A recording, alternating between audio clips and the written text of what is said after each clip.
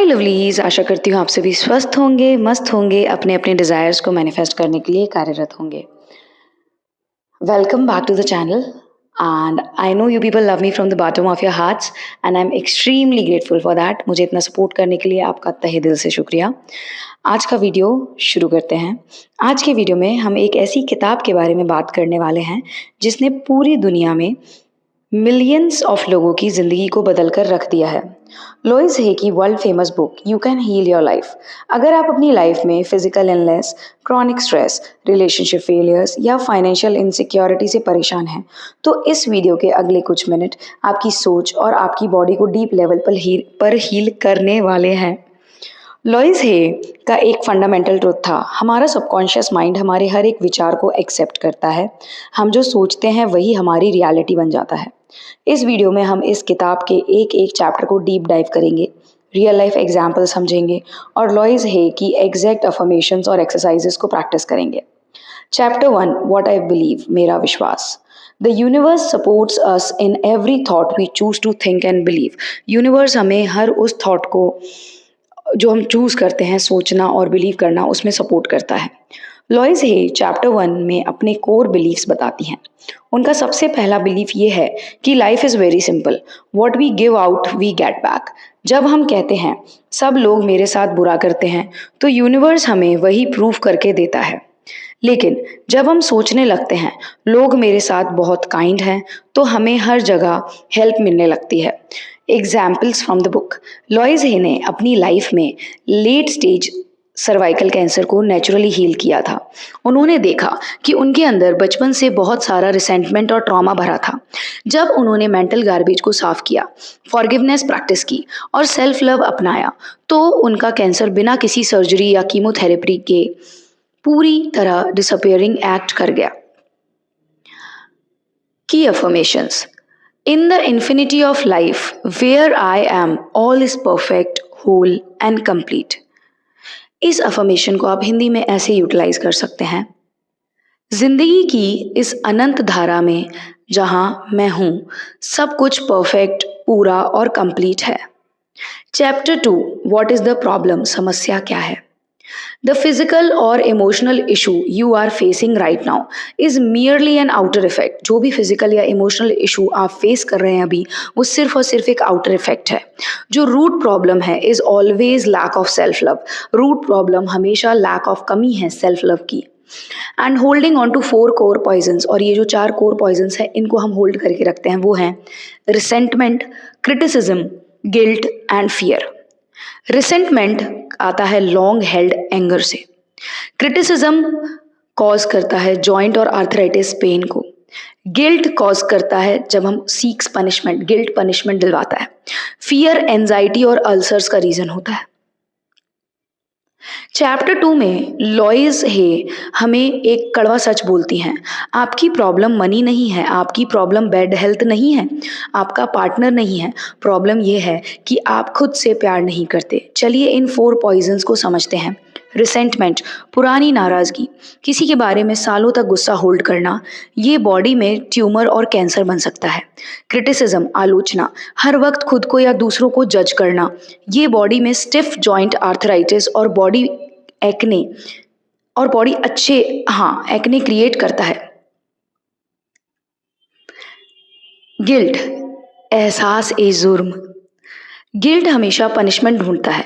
जब आप guilt feel करते हैं, आप एक्सीडेंटल इवेंट्स या फाइनेंशियल लॉस को अट्रैक्ट करते हैं। फियर, डर, एंजाइटी, अल्सर्स और स्टमक इश्यूज डर की वजह से होते हैं।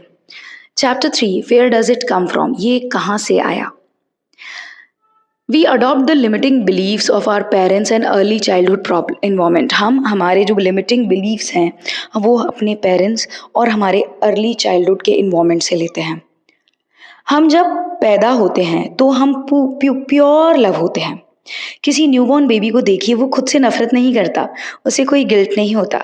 लेकिन जैसे जैसे हम बड़े होते हैं, हम अपने पेरेंट्स और टीचर्स के बिलीफ सिस्टम्स को ऑब्जॉर्ब कर लेते हैं। एक क्लाइंट लॉइस के पास आई जो करियर में आगे नहीं बढ़ पा रही थी। पास्ट रिग्रेशन और कॉन्वर्जेशन से पता चला कि जब वो छोटी थी उनके फादर हमेशा खाने की टेबल पर कहते थे, पैसा पेड़ पर नहीं उगता, हम गरीब हैं।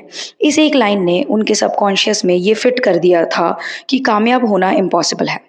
Chapter 4, is it true? क्या ये सच है? A belief is only a thought and a thought can be changed. एक जो बिलीफ होता है वो एक विचार होता है और विचार को हम चेंज कर सकते हैं।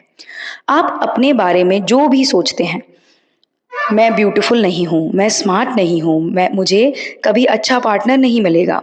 लॉइस पूछती हैं, क्या ये सच है? नहीं, ये सिर्फ आपका एक बिलीफ है।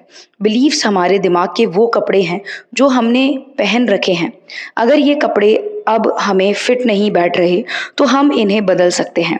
जो थॉट आपको पावर नहीं देता उसे रिप्लेस कर दीजिए। Chapter 5, what do we do now? अब हम क्या करें?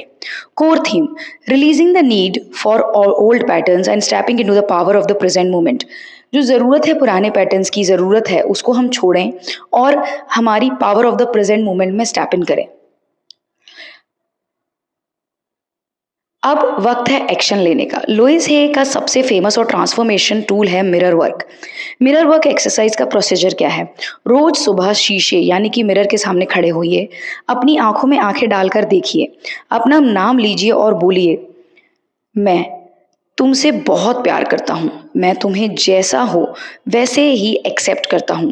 पहले दिन आपको रोना आ सकता है, ऑकवर्ड फील हो सकता है, पर ये आपके इनर चाइल्ड को हील करने का सबसे फास्ट तरीका है। चैप्टर 6, रेजिस्टिंग चेंज, बदलाव का विरोध करना। Recognise how our ego fights back when we try to heal. Realise करें कि जब भी हम हील करने की कोशिश करते हैं तो हमारा जो ईगो सेल्फ है वो फाइट बैक करता है। जब आप अफर्मेशंस बोलना शुरू करेंगे तो आपका दिमाग बोलेगा ये सब बकवास है, इससे कुछ नहीं होता। ये है रेजिस्टेंस। रेजिस्टेंस के साइंस क्या हैं? प्रोक्रेस्टिनेशन, काम को आगे टालना, वक्त ना होना, अफर्मेशन बोलते ही गुस्सा या उदासी आना। जब भी ऐसा हो खुद से बोलिए, मैं अपने अंदर के पुराने पैटर्न्स को रिलीज करने के लिए तैयार हूँ। चैप्टर 7, हाउ टू चेंज, बदलाव कैसे लाएं। Forgiveness is the doorway to freedom. गुस्सा और बदले की भावना रखना ऐसी आग है जिसमें आप दूसरों को जलाने के लिए पहले खुद के हाथ जलाते हैं। फॉरगिवनेस दूसरे व्यक्ति के लिए नहीं, आपकी अपनी शांति के लिए ज़रूरी है। फॉरगिवनेस का प्रोसेस क्या है? आंखें बंद करिए, उस व्यक्ति को इमेजिन करिए जिससे आप सबसे ज़्यादा नफरत करते हैं। देखिए कि वो भी एक छोटा हेल्पलेस बच्चा था जिसके साथ पास्ट में बुरा हुआ था। बोलिए, मैं तुम्हें फॉरगिव करता हूँ, मैं तुम्हें फ्री करता हूँ और मैं खुद को भी आज़ाद करता हूँ। जब आप ये प्रैक्टिस करना चालू करेंगे तो आप अपने अंदर से जितने भी रिसेंटमेंट्स हैं जिनको आपने होल्ड अप करके रखा हुआ है उनको रिलीज कर देंगे। चैप्टर 8, बिल्डिंग द न्यू, कुछ नया बनाएं। How to craft precise positive present tense affirmations. अब एक अफर्मेशन बनाने का इनकरेक्ट वे और एक करेक्ट वे है और उसका रीज़न भी है। तो चलिए इसको डिस्कस करते हैं। मैं बीमार नहीं होना चाहता, इसकी जगह पर बोलें, मेरा बॉडी परफेक्टली हेल्दी और एनर्जेटिक है। इसका रीज़न है यूनिवर्स नेगेटिव वर्ड्स नहीं, डोंट को प्रोसेस नहीं करता तो वो आपको बीमारी देगा।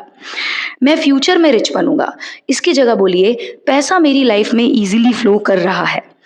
क्योंकि अफर्मेशंस हमेशा हमेशा हमेशा प्रेजेंट टेंस में होनी चाहिए, कभी भी फ्यूचर में नहीं होनी चाहिए। फ्यूचर मतलब आप एक एक्सपेक्टेंसी वाली स्टेट में आते हो और आप ये प्रोजेक्ट करते हो कि आप अभी उस चीज़ को पाने के लिए रेडी नहीं हो।